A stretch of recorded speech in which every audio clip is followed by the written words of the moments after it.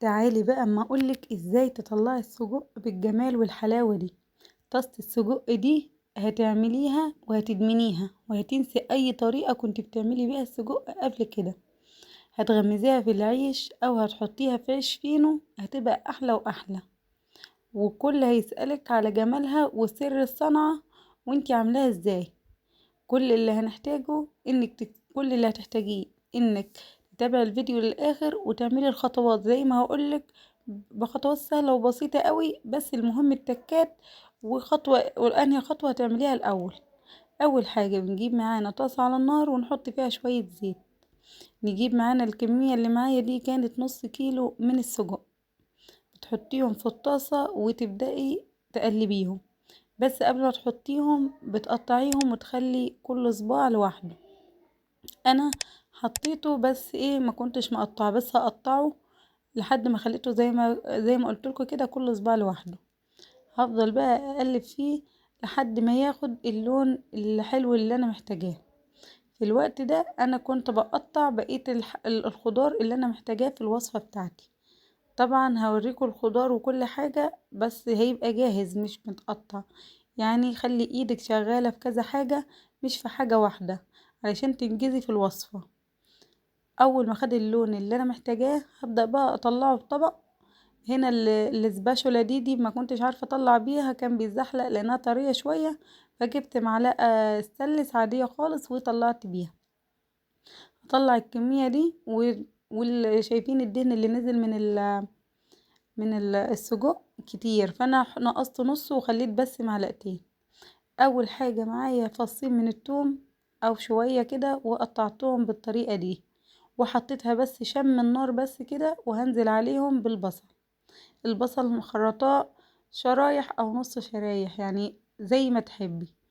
وبنخلي الحجم كله تقريبا متقارب من بعضه، لان السجق احنا لسه هنقسمه مش هنحطه طويل.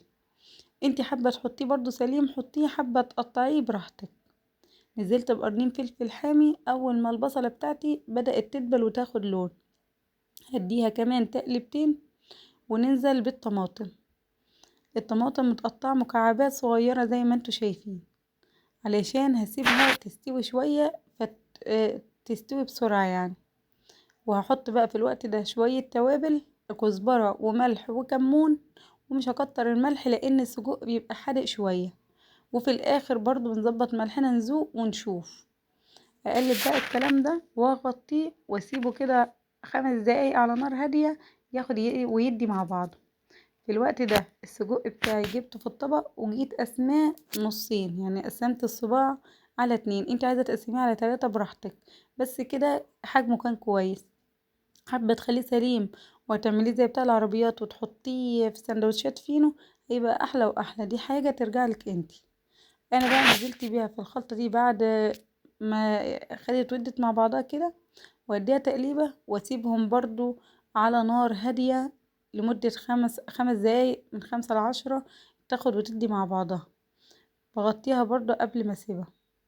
وشوفوا بقى معايا الجمال والحلاوة، هتشوفوا الطعم تحفة في حتة تانية خالص.